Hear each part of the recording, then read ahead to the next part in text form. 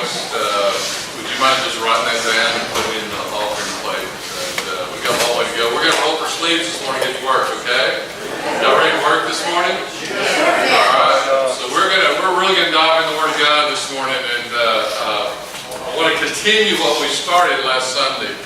How many were here last Sunday? Okay. Yeah. Good bunch. And some of y'all weren't here and watched it online and responded back to me. So I got a lot of comments about last Sunday. And maybe y'all enjoyed last Sunday. I mean, I thought it was great. It was the Word of God and talking about faith. Talking about faith. I think every time we come to church, we really want to grow. Maybe you've been dragged here this morning, and I tell that story. I was brought in and dragged into church every morning. My parents drugged me to church, and maybe you were brought here this morning by force, but I'm glad you're here because I believe in the providential will of God to hear His Word, and so you're here to hear His Word this morning. But we've been talking about faith, and sometimes we want to grow stronger in faith, right? Most of us probably say, well, I think I'm strong in faith. I know I have saving faith, but is there more to faith than what's I'm operating in? And so I began to share a little bit just about some of the things and thoughts in my heart this past few months in my life. And we're talking about just how do you deal with things when life isn't fair. You know what I'm saying? Each of us, we come in the room and maybe we've got smiley faces on, but a lot of us, we brought some baggage in with us, right? We just had some issues that we're just not sure what went wrong in our life and how we're dealing with it. And most of us, we kind of deal with it in several different ways. We looked at it last Sunday, but the premise of this whole thing is that things are just, it is what it is, right? Some things we don't have control over, some things happen in our life we don't understand, but we handle it sometimes by just saying it is what it is, and we just kind of shrug it off. That's not good. I really think as followers of Christ, we need to seek out what's going on in our life to understand what God is doing, because God is always at work in your life, right? He's always at work in your life. The question is, are we working with Him or are we working against Him? And that's really the issue. So when we say sometimes it is what it is, we can move into this area that we saw the tensions of faith last Sunday is one of them is denial. We can just deny it. I don't want to talk about it. I don't want to deal with it. It's in my past. I don't want to think about it anymore. I'm just going to ignore it, and maybe it will go away. How's it working for you? It's not working very good, is it?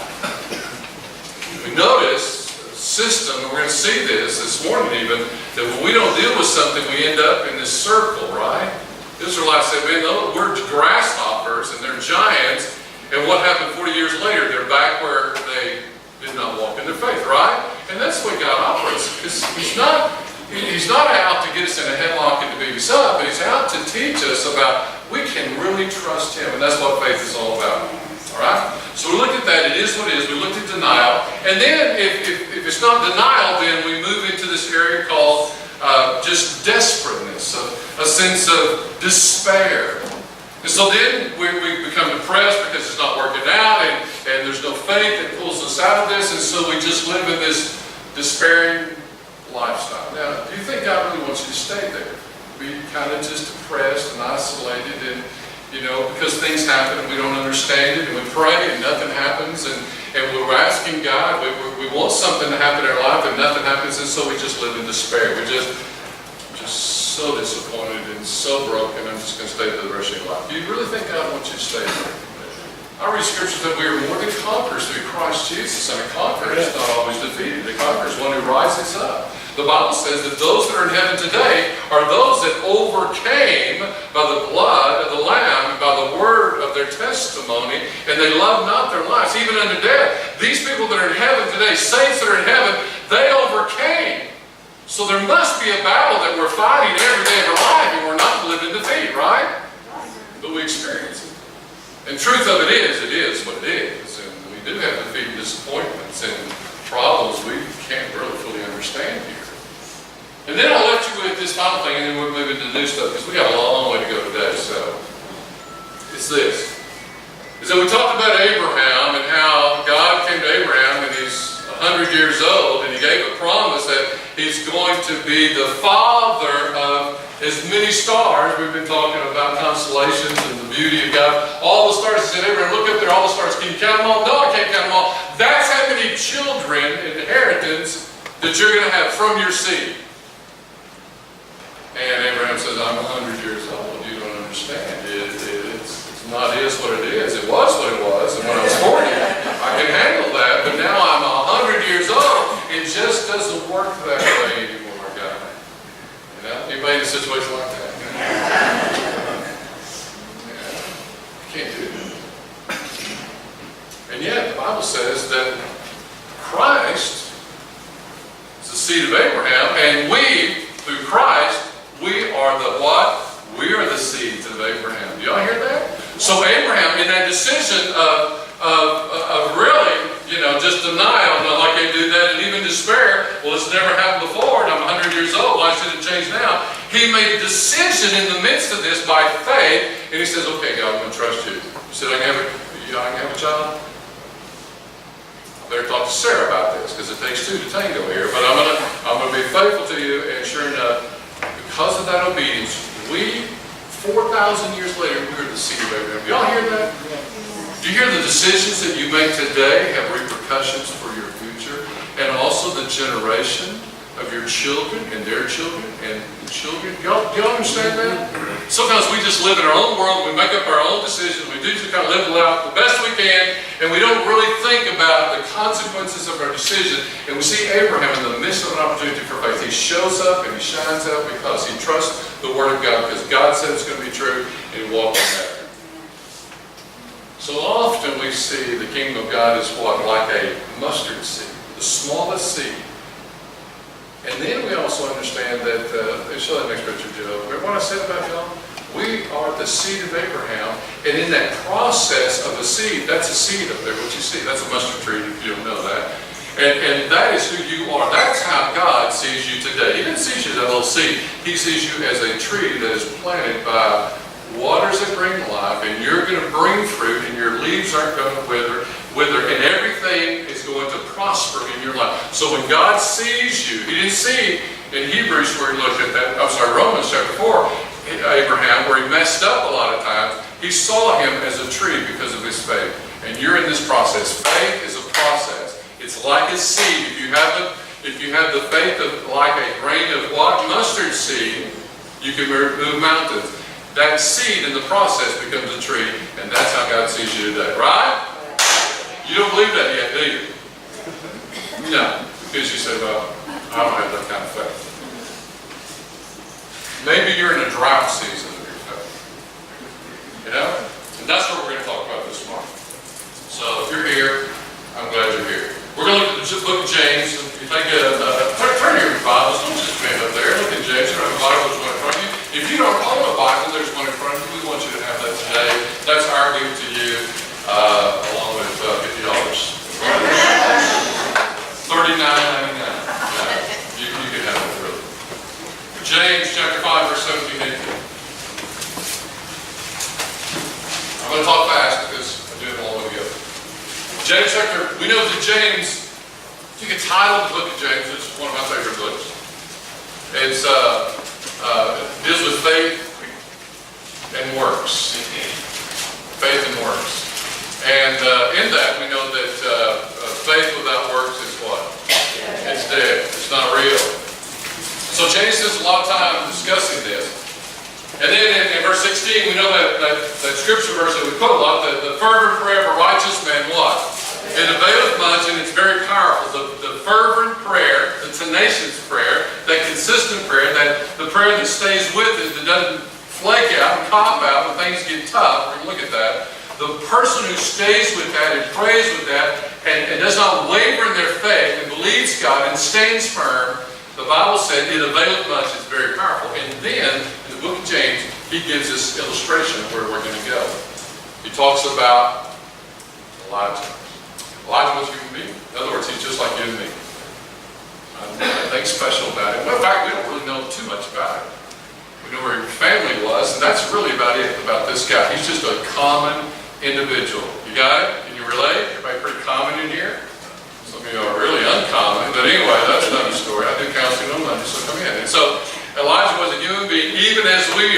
prayed earnestly that it would not rain, and it did not rain in the land for 3.5 years. That's a long time. You know? Verse 18. Is that it? I thought I had 2 verses there. Somebody read verse 18 for me. Somebody's got their Bible? Because I asked you to turn your Bibles there. Just got verse 18. Read it to me. And he prayed again, and the heaven gave rain, and the earth brought forth her fruit. Yeah. So he prayed one time, and what happened? There's no rain. The second time he prayed, what happened? The rain came. That's a pretty incredible kind of prayer. Anybody need some rain in some drought situations in your life? You know, just a change here? You know, look at our countryside now. We've not had rain. We had just a little morsel the other day. But we don't get rain in August. What happens? Everything starts what? It's the same way in our spiritual lives. And some of us may be in a drought this morning, and you're here at the right place at the right time. So we're going to talk about how do we get out of this drought. So now we're going to go to Kings. We're going to look at this story about Elijah. So turn over to Kings chapter 18. 1 Kings chapter 18.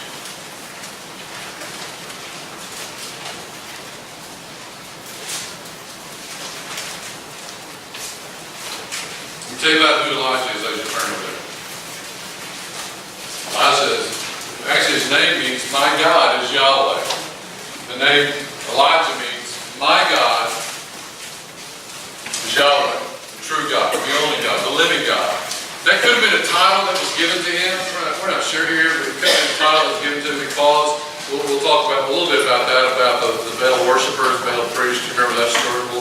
I'll describe that a little bit more. Maybe that was a title that was given because in the land of Israel during this time, we see that they have backed off from worshiping God, and now they're entertaining all these other gods that are out there. And Baal's really not a god, but they're entertaining him because they've been introduced here. And so in 1 Kings, let me give you a little background. In 1 Kings chapter 17, Elijah just kind of shows up. We don't know too much about him, but he just kind of shows up in this deal. And in verse 1 in 1 Kings chapter 17, we see that Elijah is giving a word to King Ahab. King Ahab is the king of Israel at the time. And he's at this long list of kings that the Bible says has done evil in the sight of God. They've turned away from God. They began to erect these places, these altars for the Asherah God and for Baal God to worship. And so in Israel, God's chosen land, now they're worshiping other gods here. And so we see King Ahab in this long list. He's at the very end of this long list of kings here that have done evil into the sight of God. And so now we see kind of the repercussions here. So then he says there's no rain. He goes to Ahab. He says, let me tell you what God told me. He says there's not going to be any rain. There's not even going to be dew in the land for years to come. Didn't even tell him how long at this point, but we'll know that a little bit later on. There's going to be a severe drought. Now you know King Ahab, he was married to a lady called Jezebel. And we can read about her. We can read about her in Revelation too, the spirit of Jezebel. Don't get caught up in that this morning because we're going to be really identifying just something that happened in that storyline. But what happened is that he married Jezebel. Jezebel was a priestess for the Baal gods, and she's the one that introduced this theology, this type of worship, this false god in there.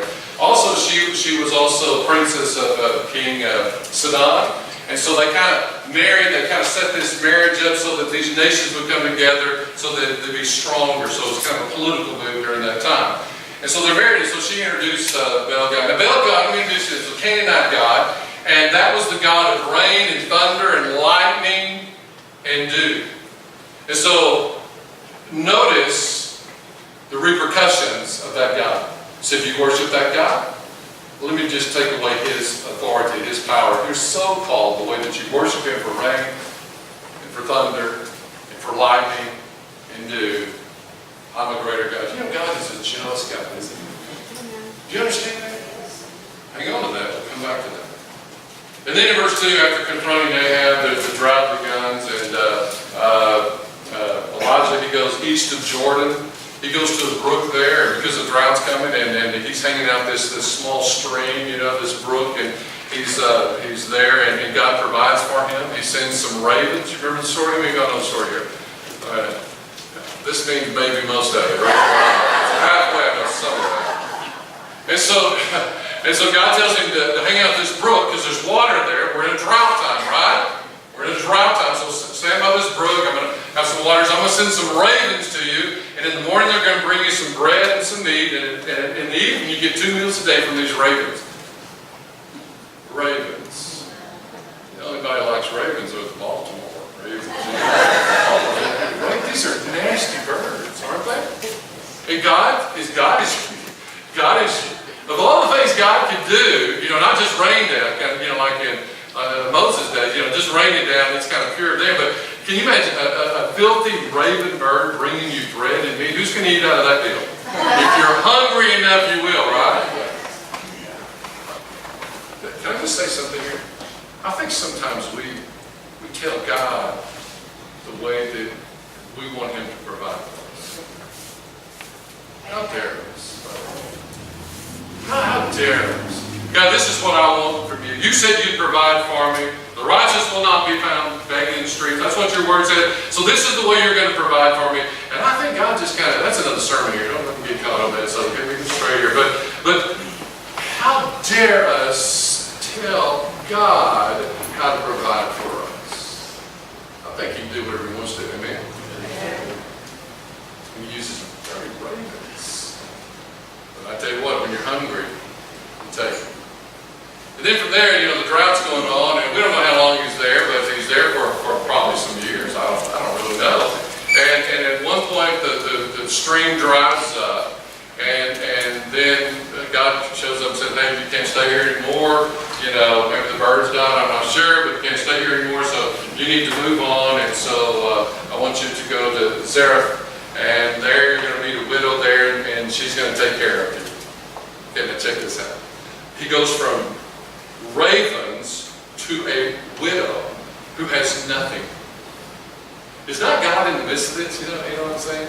See, in our faith, this is what God does. He takes us out of maybe something and takes us into nothing and moves us into ways that we thought we would never ever eat out of the mouth of a raven. And then we're going to mooch off a widow who has nothing. I think that's true in our lives sometimes, isn't it? It's been true in my life many times. Many times. Phil, your wife was Billy. She just blessed me. And I'll never forget the night that she passed away. I was there. And I'm going in, preparing, to be a pastor that's going to bring comfort. And I walk out of there just going, wow. She just blessed me. That happens a lot in my life.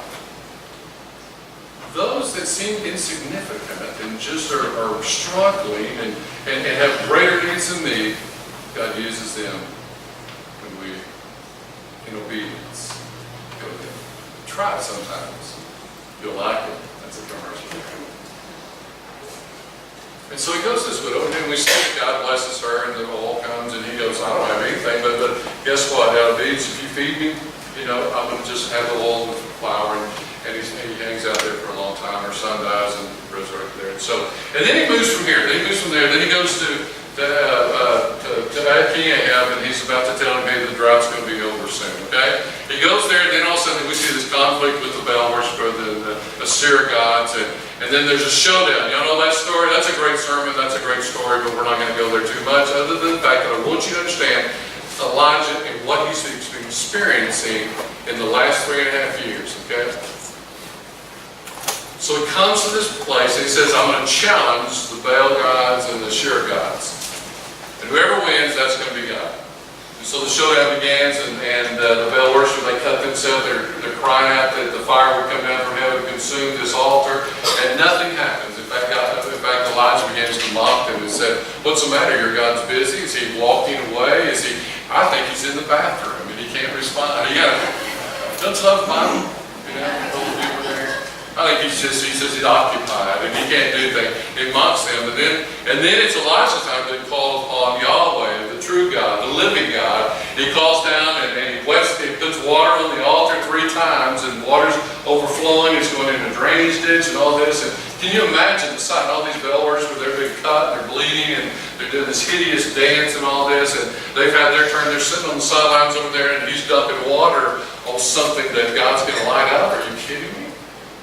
You see, when God works, it's going to be a God thing. It's not going to be a man thing. And so, fire comes down, and all the Baal worshipers and priests and sheriffs, 850 of them, they die. So that's the story. Okay, got that? This is the story. And then we pick it up right here. All right? And so, I just love that. You know? Here we go. All right, here. I have no idea where my notes. Okay. All right, let's read this here. All right. Elijah said to Ahab. All right, who's Ahab? He's the king, right? He's the king of Israel, right? Come on, church, talk to me, right? All right. So Elijah said to Ahab, go and eat and drink. Now check this out. This is a sign of celebration, right? When you go and eat and be merry and have fun, it's a time for celebration, right? And so what happens is, man, he's killed all those guys, 850 of his pagan priest, and all these guys are dead, blood everywhere, and he goes to the king, you know, remember who he's married to, by the way, and he's got to go back to her, you know, Jezebel, and it's going to be ugly there, you know, and he goes, Elijah says to King Ahab, he says, I want you to go and celebrate, for there is, what's this? There is the sound of heavy rain.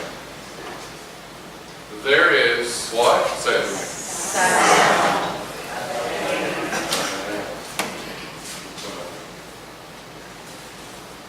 We finish reading this. So Ahab went off to eat, but Elijah comes to the top of the mountain. He bent down to the ground and put his face between his knees. And then he said to his servant, go and look toward the sea. And he went up and looked. The servant said, there's nothing there. 7 times Elijah said, go back. Let's stop right there, Michelle. That's good enough. We kind of set this thing up. So Elijah's coming to King Ahab. He says, here's what the deal is. I want you to go and eat and celebrate because, you know, for there is the sound of rain. Let me tell you about the nature of faith. The nature of faith is right there.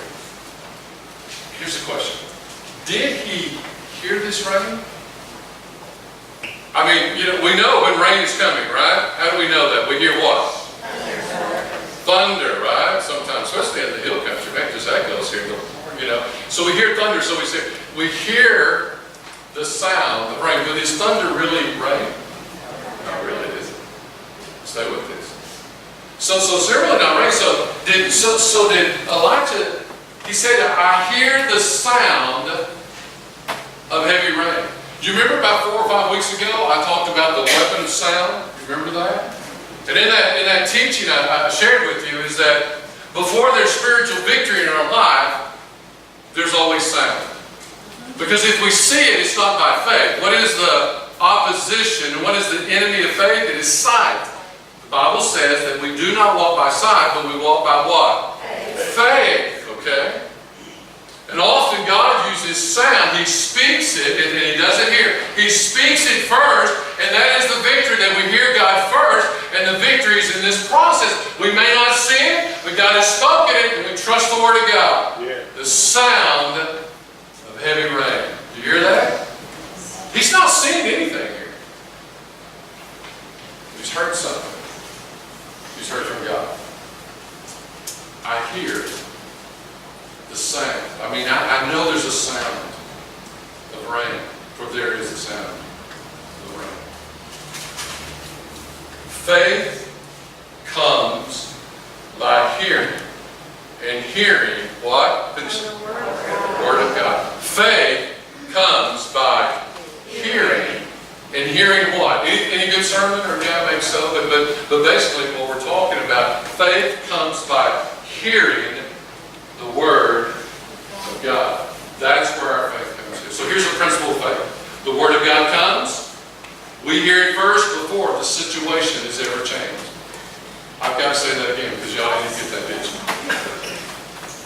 Here's the principle of faith.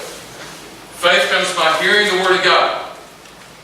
The sound always comes first before there ever is a change. What is that about, preacher? Let me tell you why.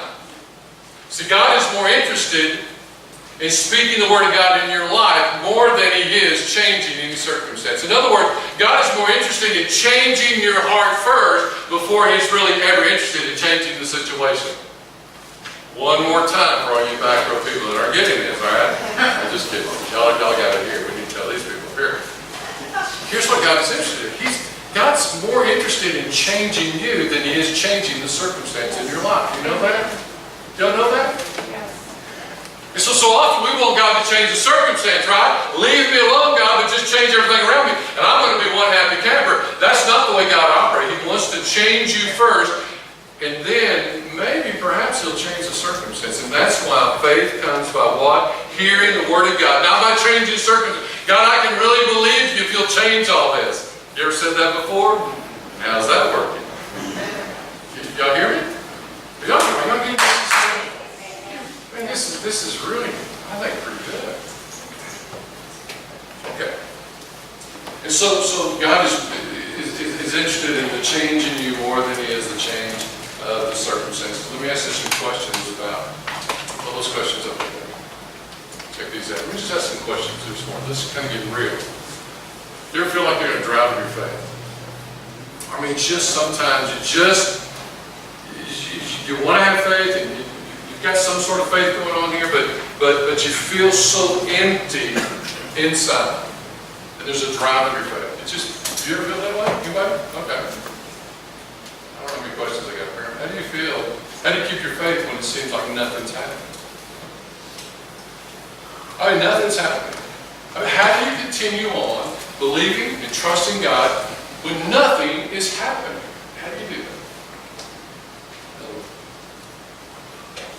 What do you believe in the processes of this? See, it really sounds good. It really preaches well. Well, God's always at work in your life and always working. But what happens when nothing, you don't see anything?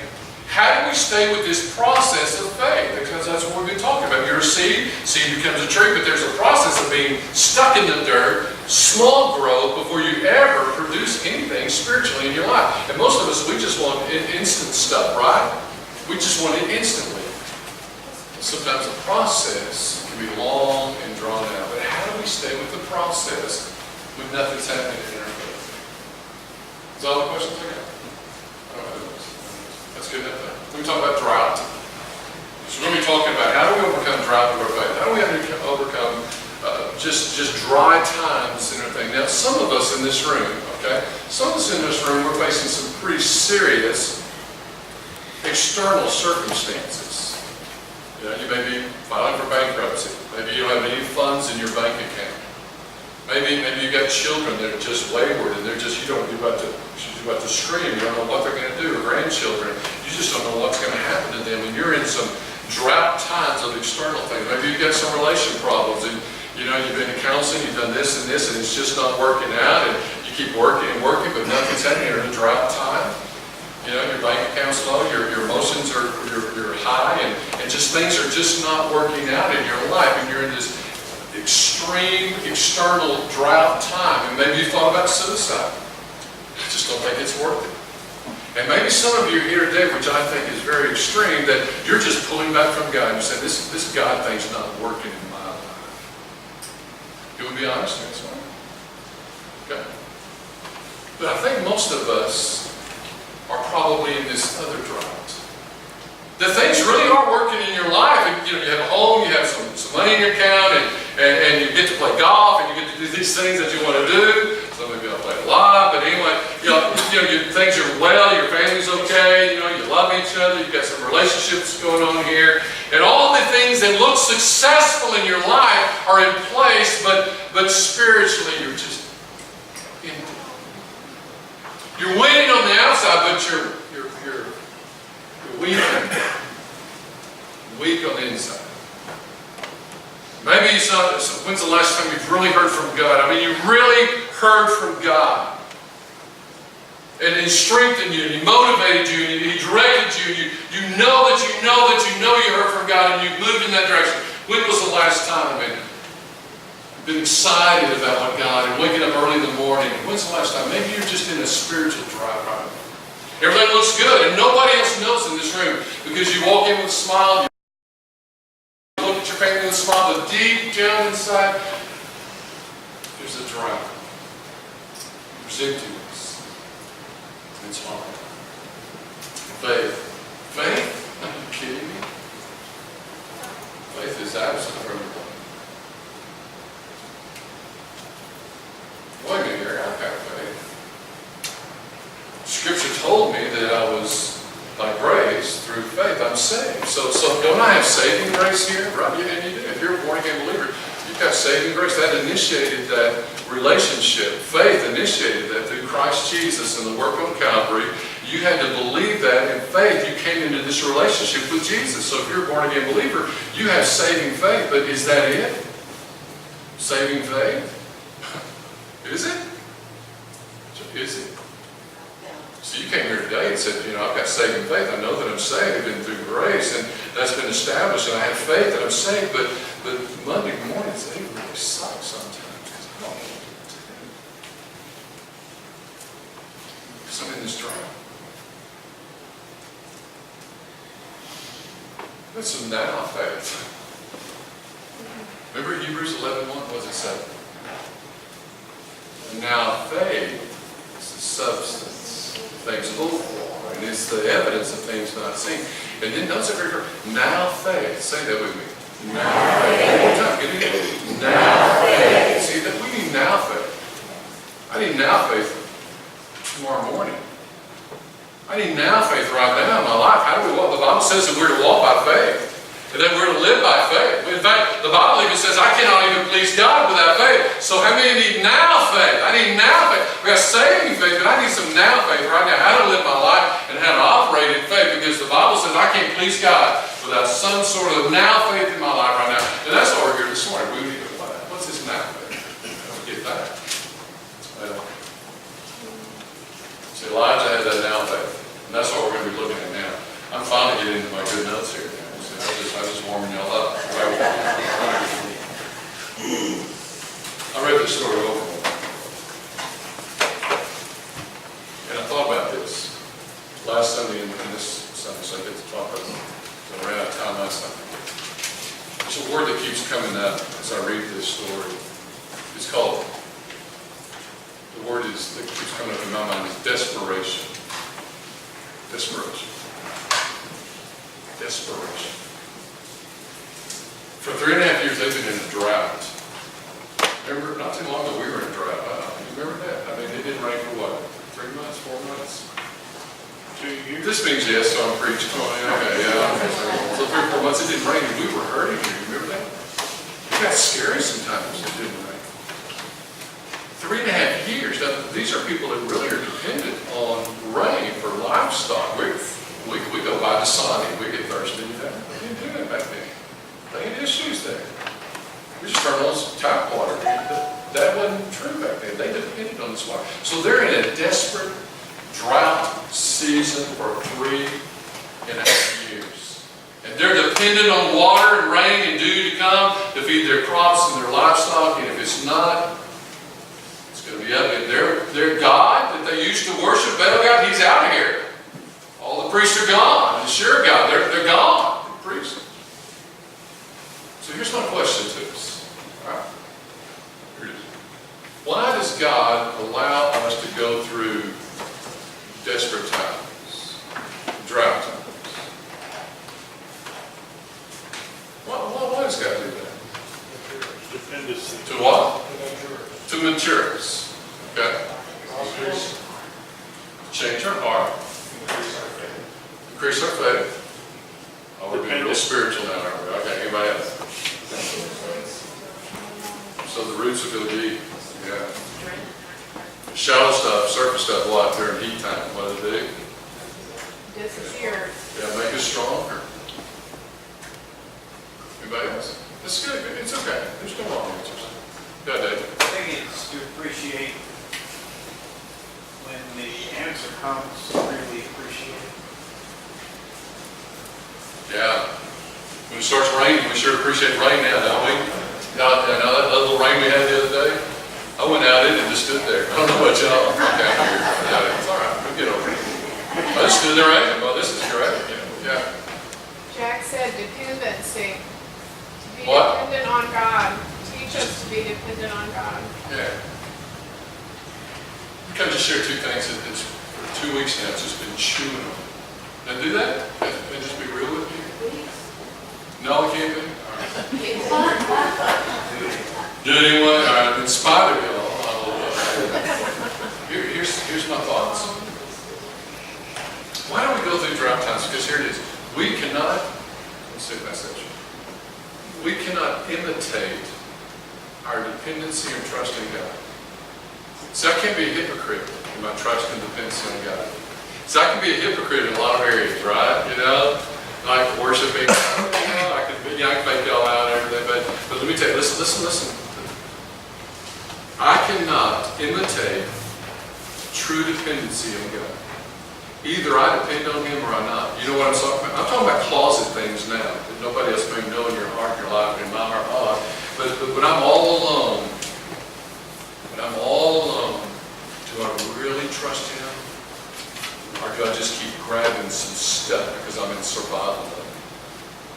See, I can't duplicate trust and dependency on Him. I can't manufacture it. I can't maneuver it. I can't manipulate it. I either trust Him or I don't. And I think that's why we go through drought times. Because it reveals my hidden agenda, my dark areas in my heart that I really don't trust Him. I really don't. And we build on that. The second thing that's just I've been chewing on for a couple of weeks now, maybe more than that. That God will cut off any source that becomes a substitute for godly substance. That's pretty malady right there. God will cut off any source that becomes a substitute in my life, a dependency in my life, that substitute for godly substance. God is I said that earlier. God is a jealous God. You understand that? And when we start depending on those things, and that becomes a dependency in our life, God looks at those things and He cuts them off. He says, I'm a jealous God. That's become that thing that you're depending on is I'm going to cut that off in your life so that you will depend on me, that I will be your source and not that other thing that's so big in your life. You understand what I'm saying? Do y'all understand what I'm saying? Yes. This is huge, guys. And I'm not saying you can avoid that. I'm just talking about those things that we're so dependent on that because God's not going to allow. If you belong to Him, look, if you belong to Him, God's not going to allow anything to come between you and Him. And how's He going to deal with that? Let me do it as a parent. These cell phone things that these kids have, right? You know, we all have them, but then if your little 3-year-old has a cell phone, God love them. God love them. But oftentimes they come to the table with that cell phone. What do?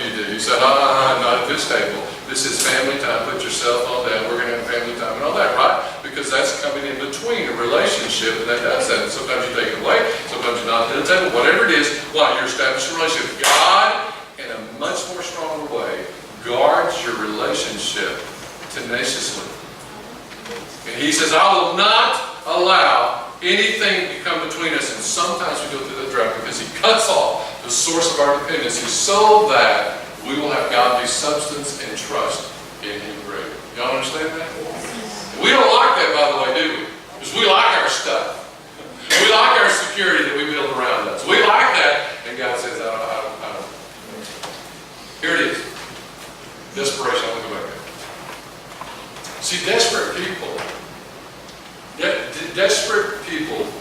need a dependable God in uncertain times. Because let me tell you, desperate people aren't lazy or complacent. They're not. They're desperate. Just like it's great to be up here. I have a sermon. I've never preached it here. It's an old sermon. And it was called The Other Side of Preaching.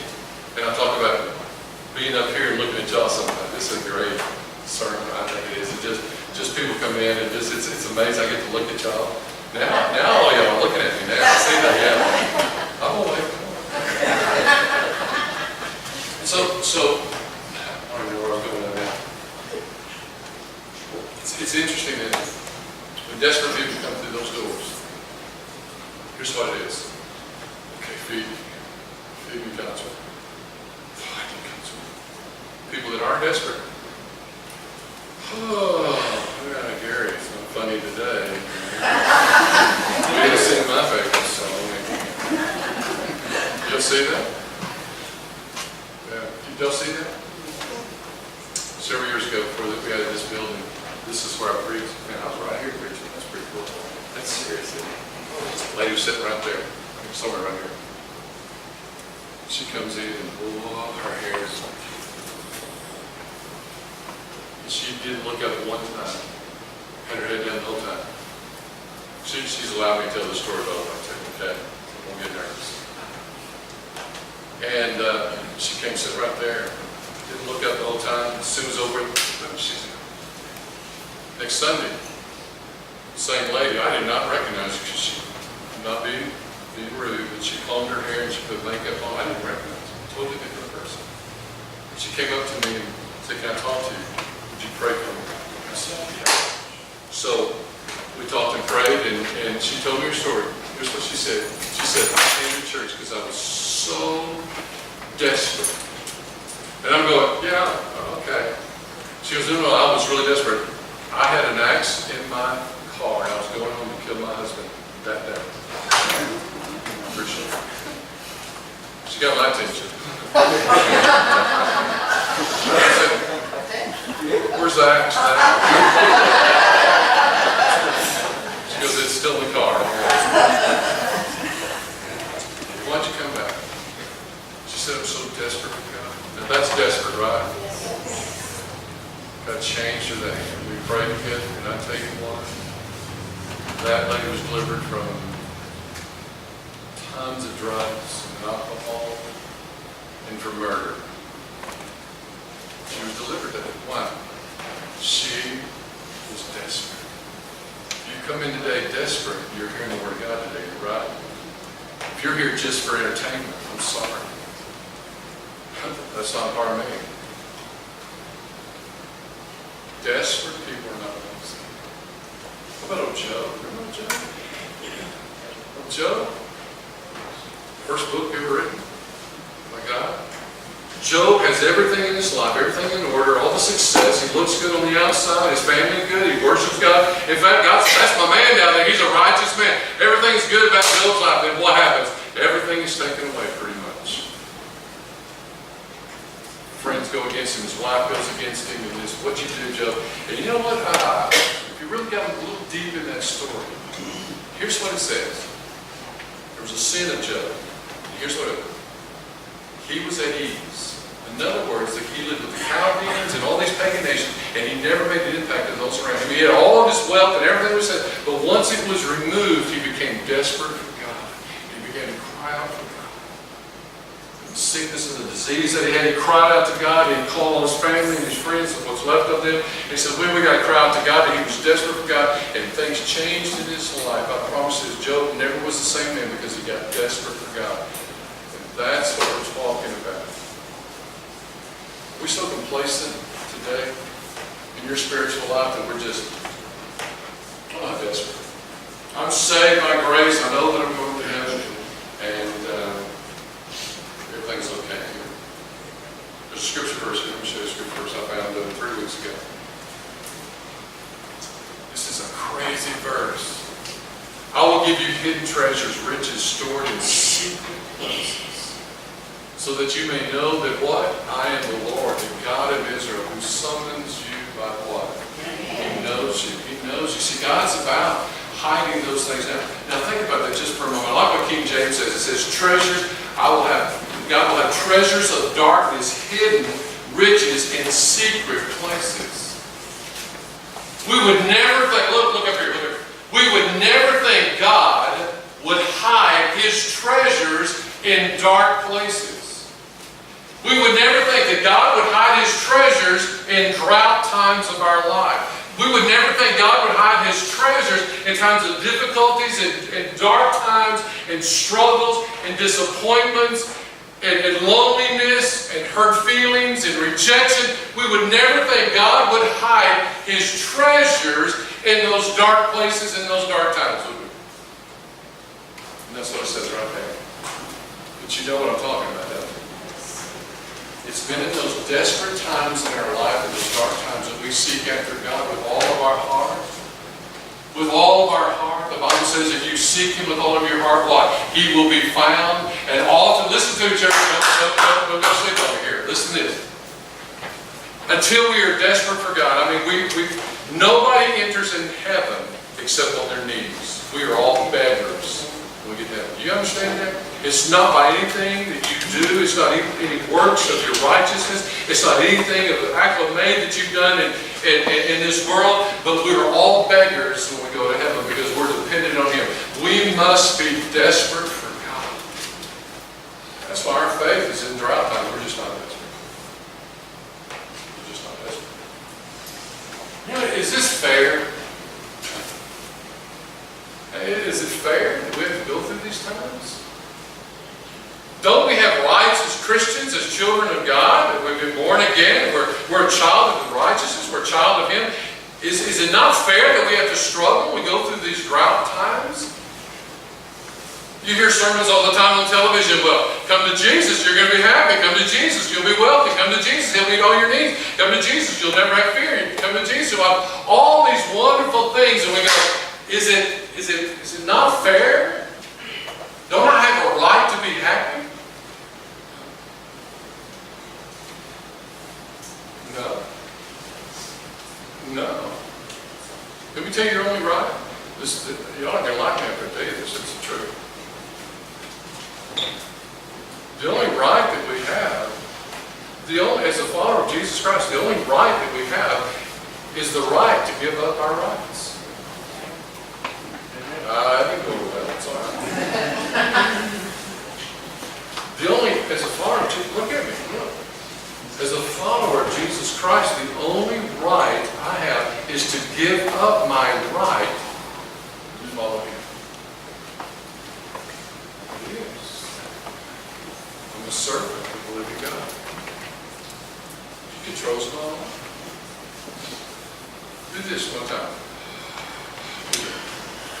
One more time. Some of y'all are not doing this. We've been doing it since we got here, so try it. You see, really do. Who gave you that right to breathe that air? Well, never did. Who provided the air? Simple illustration here. See, everything, we're totally dependent on Him, right? There's no guarantee you're going to walk out of this room. You're going to have next week or next year or 5 years from now. There's no guarantee. Who's in control of that? God Himself. So we think we have rights. We have no rights outside of Jesus Christ. And we're to die to Him. So all of our rights. And that's why we have storms, by the way, too, in our lives. You know that? Remember Jesus' parable there? Good. I'm not going to get to this sermon. That's why we have storms in our life. The Bible says this, storms came, and what happened? It reveals the foundation of us. That's what storms do in our life. That's why difficulties come, and desperate times come, is that when storms come, it washes away all the stuff that we've hidden foundation and reveals the true foundation. If you have a strong foundation in Christ, the Bible says you're like a wise man. You built your home upon a solid foundation, and when those storms and difficulties come, it reveals that foundation from which you built your life. So if it's built on sand, it washes away. If it's built on your feelings, like we talked about last Sunday, not faith, then it washes away. You're just like this, all of your spiritual. That gets old, doesn't it? I love roller coasters, but it gets old after a while, you know? Some of us are way too old to be on those things, I understand that. But I've been down spiritual life, that's just not what we think. All right. I'm just going to keep going. Did I do that? No, Gary, I'm ready to go. Here's the deal. Anytime you think you need to leave, you don't need my permission, but you have to just do that. So I've got a little bit longer to go. Let me see how far we go. Let me talk about 3 enemies of our faith. Okay. So sometimes we go through these drought times and we don't recognize who our enemy is here. So I want to identify 3 enemies, just real quick. Not really, but I'm going to say that. 3 enemies of faith. How do we defeat them and how do we start the drought in your faith? Some of us when I began to talk about the drought, I saw this look, and some of you go, yeah, I'm in a drought in my faith right now, and I've come today to be stronger, cross-fit, we're going to depend on Jesus, to strengthen us through this process here, to grow stronger in faith. Then we've got to depend on Christ to strengthen us. How do we handle drought times, and how do we defeat the enemy? And I want to show you the scripture verse that we did in 1 Kings, so go back over there in 1 Kings. All right? What chapter is that in? 18. Is it 18? All right.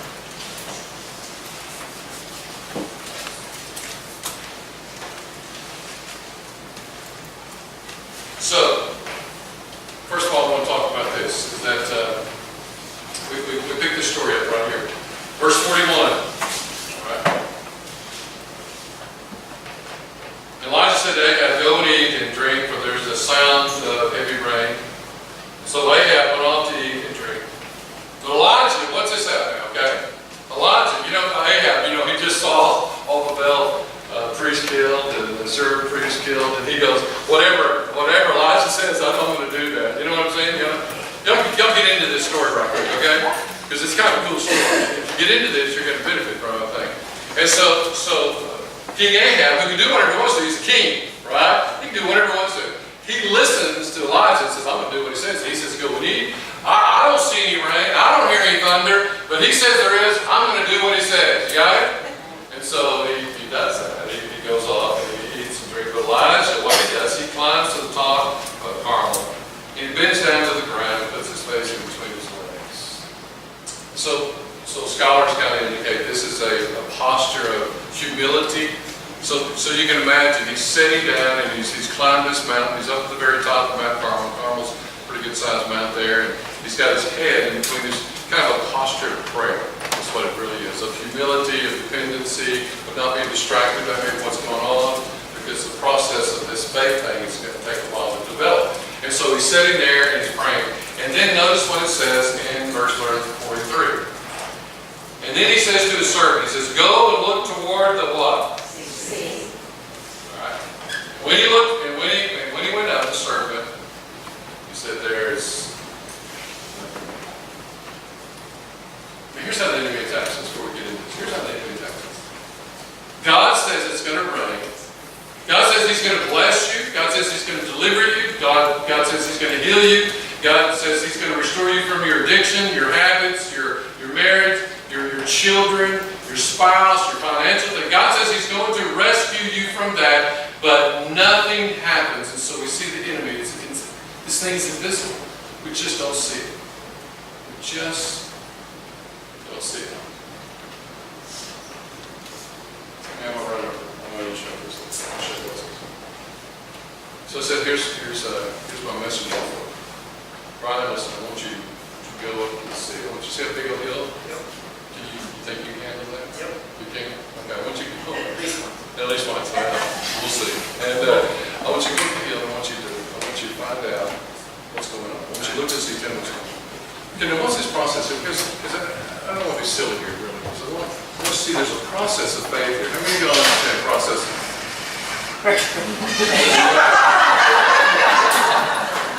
Washed up. Yes.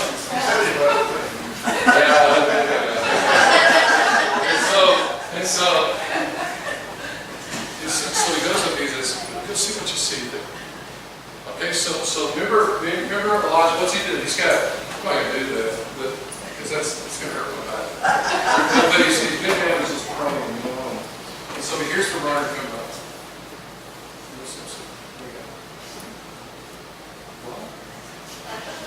You don't see nothing? Nothing. Now see, here's what happens a lot of times. When we pray, we believe God, we go, I need to see something like that. Nothing? Y'all see that? See how the enemy attacks us? Remember we talked a lot about that faith comes not by singing, but by the Word of God. Those things that we don't see is still.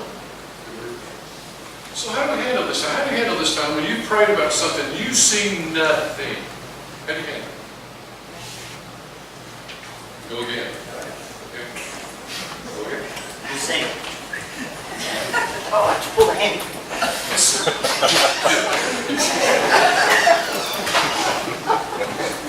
Think about this process that we're talking about. Because sometimes I think we kind of lose heart in this, don't we? The waiting period, you know what it is? The Bible says, those that wait upon the Lord shall live. We love that scripture verses, Lord, we don't like the process, right? We like that process? We want it now, we pray about something, you know? If God, you really want me to have it, you'll give it to me next week. Really, God, you really want me to, you'll give it to me last week. So the process here.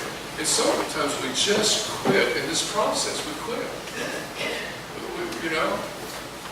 And so a lot of he's praying, head down. He probably doesn't want to look up because he doesn't want to be distracted about the news, you know. And by the way, the messenger probably is not coming very fast. You know why? Yeah. It's a long way to the sea. He's looked at the Dead Sea. And so it's a long way, but also, remember who's dealing with it. Elijah. I mean, last time somebody came to his life, they died, you know? So probably he's not very excited about the response. So this is the, how many times have you gone now? 2 times? Oh, okay. But yeah. And, so what do you got, what do we do when we got nothing? Church, what do you do when you got nothing? What? Do it again. Go do it again. We're going to speed this up a little bit.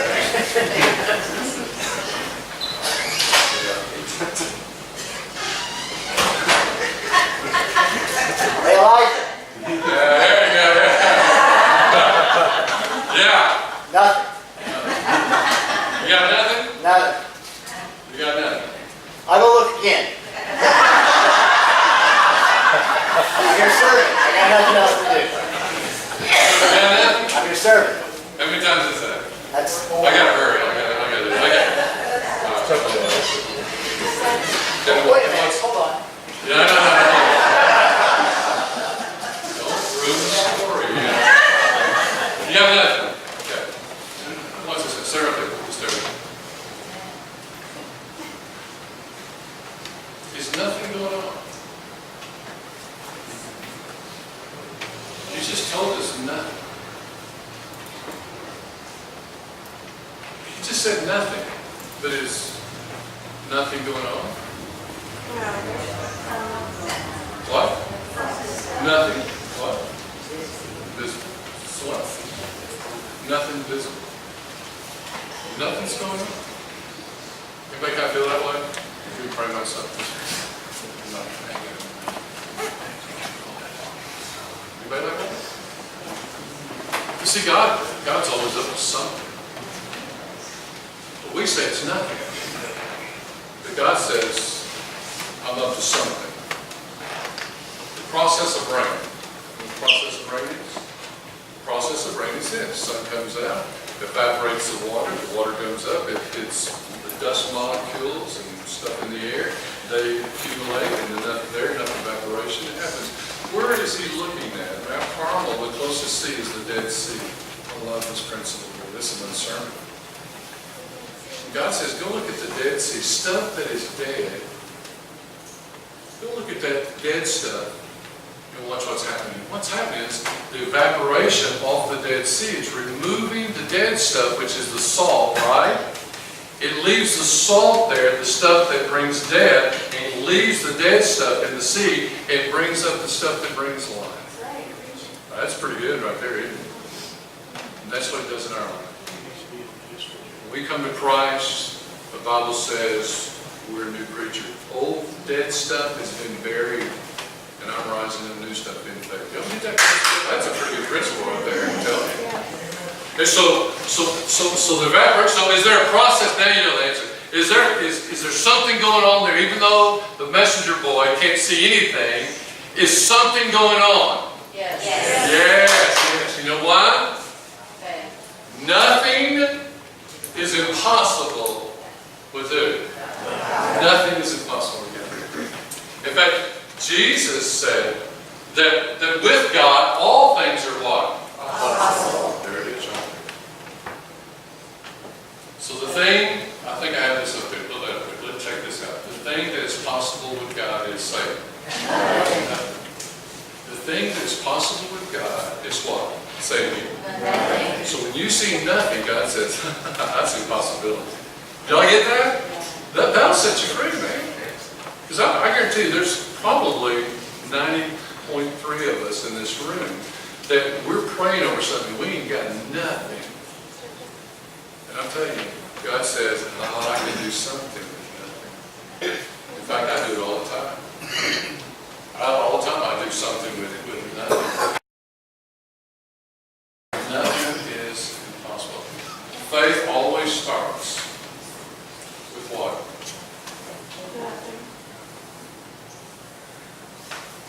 See, we don't like that. Jesus comes to his disciples and said, disciples come to Jesus, I'm sorry. He says, we got 5,000 hungry people here. And Jesus said, what do you got? The disciple says, we ain't got nothing. Remember that story? Did everybody eat? Yeah. Remember the beggar with Peter? He said, man, I need some gold here. And Peter goes, I don't have any money. I ain't got nothing. See, God can always work through nothing. God can always work through nothing. And so when we see nothing, here's the remedy here. When we see nothing, what does it say? Go again. Go again. See, the process of faith is waiting and trusting the Lord. Joshua marched around the Jericho walls. They marched around once. He said, what do you got? We got nothing. The wall's still there. Then what did he say to them? What does it say, church? Go again. Do it again. Second time they marched around the walls, we just talked about that not too long ago. They marched around it again, and guess what? Anything happened? Nothing happened. What did they do? Go again. They marched around again, you know the rest of the story. Yeah. So God always deals with nothing. God can always work through nothing. Even though we may see it, and we look at it, we can touch it, we can say, man, there's nothing here. Here's the nature and the cure for faith against the enemy when we see nothing. Just to go again. Don't give up. Be tenacious. The fervent prayer of a righteous man, what? Don't give up in this battle of faith and the promises of God. Because God has given His word. If we see nothing, we go again. If you don't see restoration in your life, you go again. If you don't see healing in areas of your life, a dependency on other things in your life, go again, go again, go again. Don't give up. Be tenacious and sure. Amen? That's how you handle the drought of your faith when you don't see it. Don't give up. You keep going again, going again, going again, because God has given you His word to go again. Amen? So next, you know what? I got 10 more minutes in me. Can y'all have 10 more minutes? Yes. Okay. Okay, the rest of y'all. So 7 times, what happens? 7 times he does this. And 7 times what? Gang got nothing, right? Then notice the process here. See, the enemy can get you discouraged and get you to kind of tap out because you've done it so many times. You prayed 5 times, 20 times. You've done everything you know. You've been, up to the point. If he can't get you to stop in this fight, in this battle, in this journey, in this process, then he moves to the next. The enemy comes against you in this way. Okay? So if it's not persistency, then I think he attacks your personality. Some faults in your personality. I'll show you later. Come on. Okay. Number 7 times. Number 7 times. Watch on, right? What do you got? How many times have you been with that? 7 times. 7 times. And it's been for no. What? Just went back. And I saw it. What'd you see? I saw it. It is a big But that's it. small. Small in relation to this guy. Just give me Just a small one. a small, Pretty insignificant, no big. and it's probably going to fade. It's probably going to disintegrate by the time you walk back out. That's enough for that. Thank you.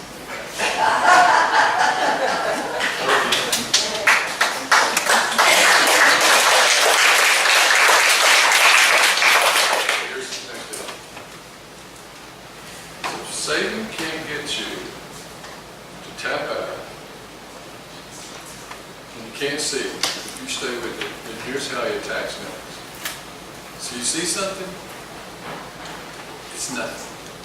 It's so small, it is so small, it's so insignificant. So insignificant. Just a little bit. It's so insignificant. So small.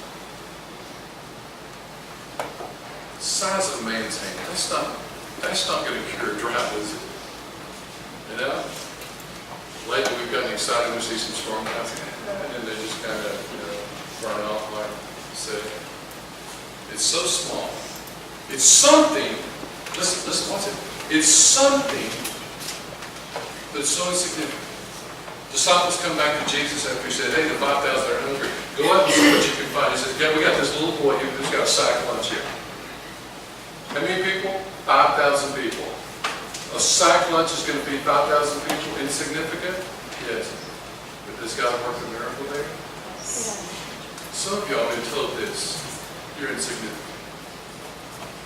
Your mother, your father just, you're worthless. Maybe you grew up in a dysfunctional family that way. Your mom, dad just kind of oh, you're so insignificant. You don't really matter to me. You've had to live with that and live with that. You feel so insignificant, so small, not much worth in you. And maybe you've gone through in your personal life some rejection, maybe over whatever area in your life, maybe in your job, maybe in your family life, maybe in your marriage, just some rejection there, and you just feel so insignificant, and over and over and over. See how funny every time I preach? I mean, every time I start trying to pull together sermons, I go, this isn't working,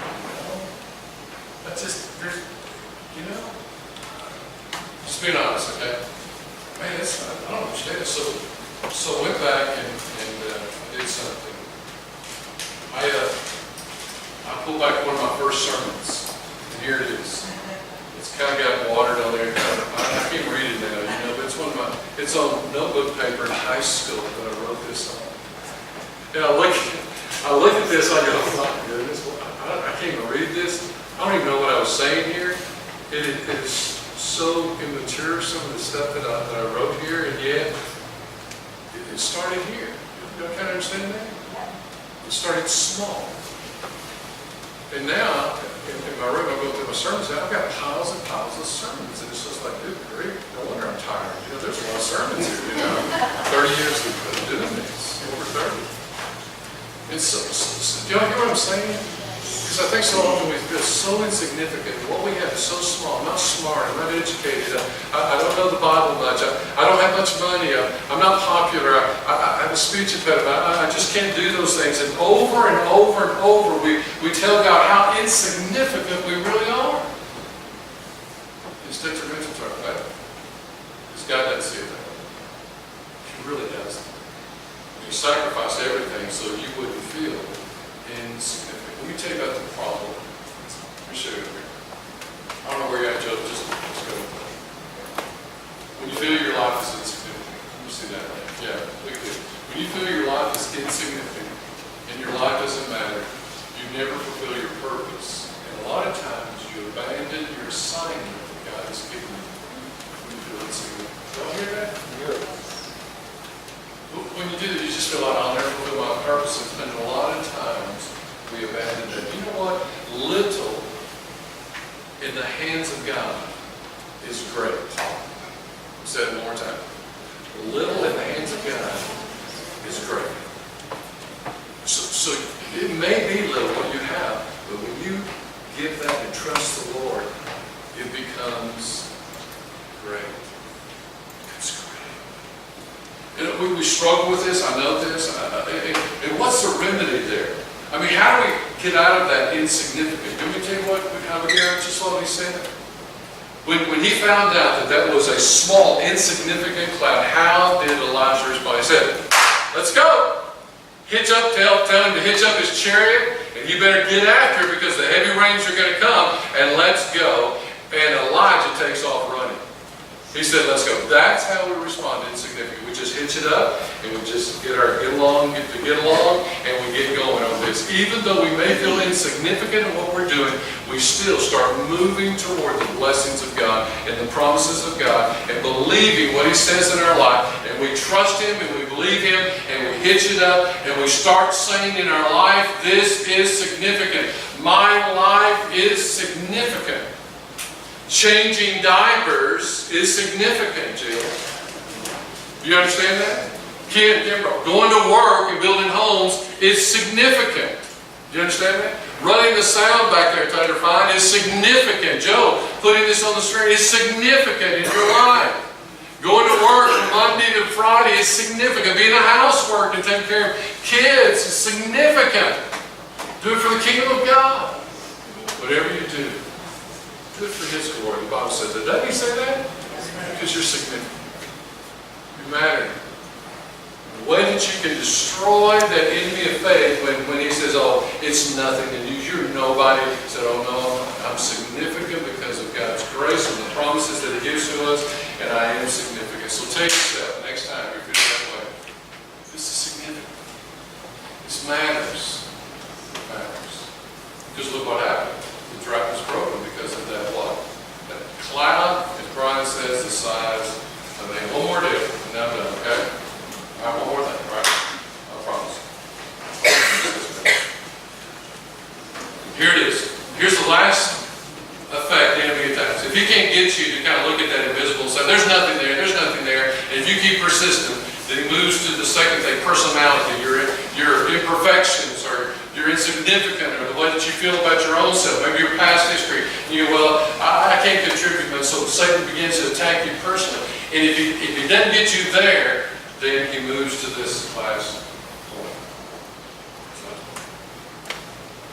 we've got to set this up a little bit. Elijah's been for 3.5 years, right? He's been in drought time, right? Right? He's really been running a lot and just trying to survive. Some of you may be like Elijah, I'm just trying to survive in my life right now. Man, I don't know what God's doing. I don't know what my family's like. I don't know what, but I'm in survival mode. And that's what Elijah was. He was in survival mode. It was 3.5 years of severe drought. You're in survival mode. You kind of understand that? And so he's in survival mode. He's running from here to there, just trying to survive. And actually, there's nothing wrong with that. There are times in our life we do the best we can, right? I don't want you to hear that, because sometimes you hear sermons, you go, oh, I need to do more and do more and more faith. No. Sometimes it's just surviving. Just hanging on to what you can. It's okay. God takes us through those times. He's always doing something good through those times. He wants us in. So he's in this survival mode, and he's trying to protect himself. By the way, each of us in our brain cells, we have that built in us. Y'all know that? Y'all know what I'm talking about? Try to save a drowning person. What do? They grab anything they can. In our brain cells, we're made that way by God to do anything we can to survive, right? People steal. They know it's wrong, but they'll steal so they can survive, or if they have a drug habit, and that's a part of their survival. They'll do whatever they can. It may be wrong, but that's the way we're kind of built. You kind of understand this? And so for 3.5 years, in this survival mode, he's doing whatever he can. So, in this process here, now we see this in this next chapter here. So if the enemy can't get to the visible stage, the significant stage, he begins to try to intimidate us in some way that will stop this process. Look at 1 Kings chapter 19, verse 1 and 2. I'm almost certain. Now Ahab took Jezebel. King Ahab is married to Queen Jezebel. You got that? Who's Jezebel? Remember, she's the one. She's the prophet. She's a princess. No, priestess. You're not even gonna tell me, right? I'm a priestess for the Baal gods, and so she goes back and he said, "Hey, I tell you, sweetheart, here's what's happened. All your prophets are dead." That's not good news, is it? These were her man. So Jezebel sent a message to Elijah saying, "May the gods deal with me and be ever so severely. If by this time tomorrow I do not make your life that of one of them." Says, what's she saying? I'm kidding.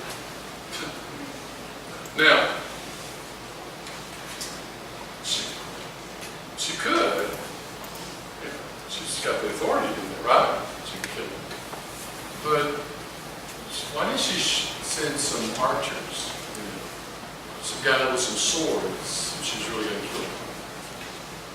You know what I think? I think Jezebel knows everybody's remembered until she can't kill him.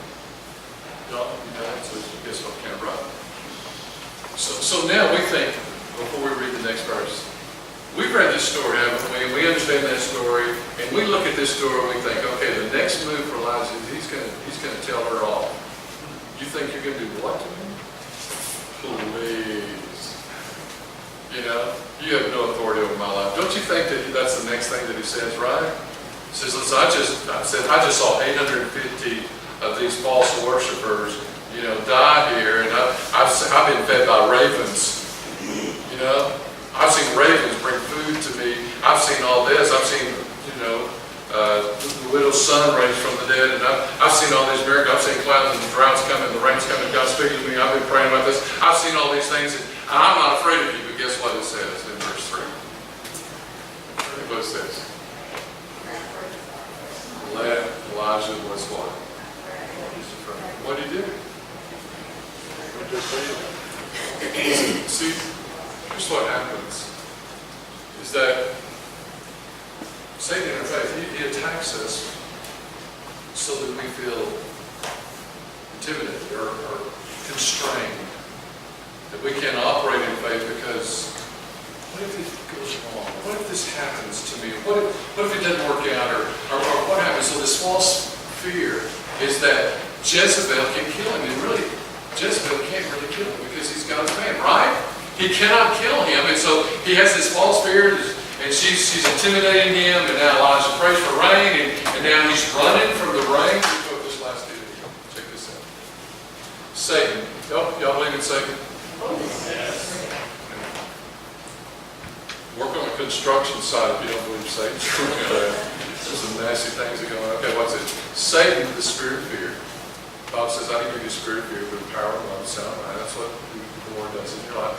But Satan gives us a spirit of fear, and he's what? Intimidating. Satan can't keep God from raining his blessings, but he can keep you from receiving God's blessings. So here's what happens to Elijah. He hears this, he's intimidated by this. And a man who's been fed by ravens, who's seen miracles, who's prayed for rain, and now it's rain, he prayed for no rain, and it didn't rain. He's seen all these miracles and all these signs of God's answers to prayer, and all this. That man of God, that prophet of God, he's running from the blessings of God. Why in the world would anybody do that? Run from the blessings of God. Here's what happens. See, Satan realizes he can't keep God from blessing you, but he can keep you from receiving blessings of God. Are y'all seeing that? Yes. So here's my question to you.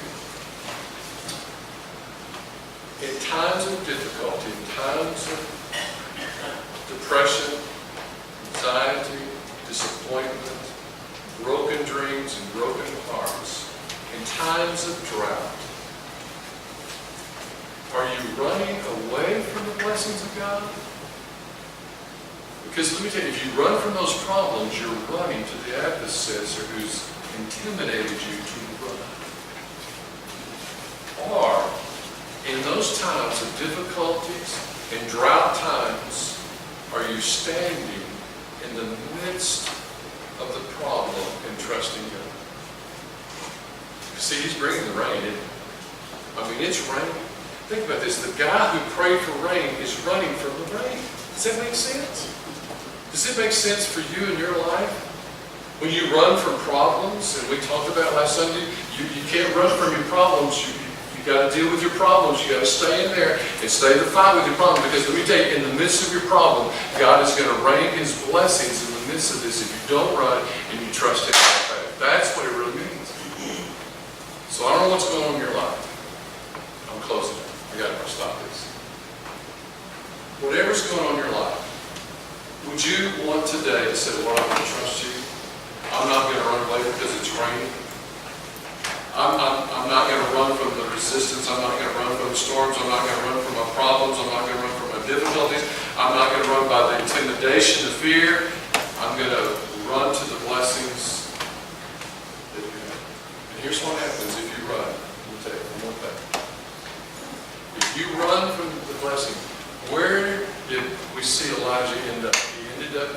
he started, in a cave. Remember that? He's seen all the works of God and just the miracles of God and the blessings of God. The rain's coming down. He saw the rain come, the blessings of God, the promises of God, the truth of God. And he's the one that prayed for that. And he sees God's answered prayer. And now he's run. And now we find him back in a cave where he started. God didn't leave him in that cave. He's not going to leave you in your desperate times, in your loneliness. He's not going to do that. The Bible says that God showed up there. And the Spirit of God moved and walked by in front of the cave and said, "What are you doing in here?" And I said, "Haven't you been watching what's going on? I'm the only one left that loves you and follows you." He said, "Kid me. I've got 2,000 refugees, believers, and followers." Sometimes we feel that way. We think we're the only one that goes through anything, right? That was a lie. He's not the only one going through. No. There's others out there. And then the Bible says that God didn't show up in what? Earthquake and thunder and all this. He comes in a still small voice. And he says, "Get out of the cave. Look at the rain. Don't run from it. Receive it." Amen? That's the answer, folks. Whatever you're going through, whatever difficult, don't run. Lord, pray for the rain. Lord, in the midst of this, remember how Jesus taught us how to pray? It's about to be crucified. So you have to bear all your sins and my sins. In the midst of the most difficult time of Jesus' life, he shows us how to handle it. He says, I'm not going to run. I'm going to stay here. I'm going to bear. I choose this day. Or not my will, but your will be done. That's the prayer of faith. I'm sorry I went too long with it, but I just wanted to finish this up.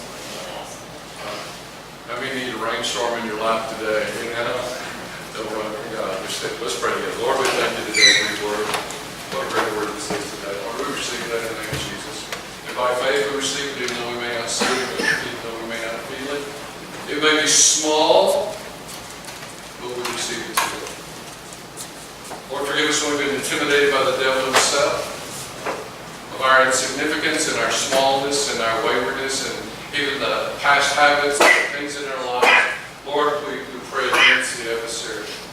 That spirit of fear will be broken in the name of Jesus. And that we'll not run back to our old lifestyle or all things that we're familiar with in our lives. That we'll stand firm in the midst of the storm because we know your blessings are coming. We know the rain is coming and the blessings of God. They may be in those dark, hidden places, but we're going to stand our ground and we're going to seek first the kingdom of God and His righteousness and all these things that we think are our securities and our comfort. Lord, you'll take care of those things. We're just going to trust you and stand firm in your word today. Lord, we need a word from you and how to live for tomorrow. And we thank you that the word has been given to us today. And we receive it in the name of Jesus Christ. We all pray. Everyone say amen. If you're a believer, we welcome you to participate in our time.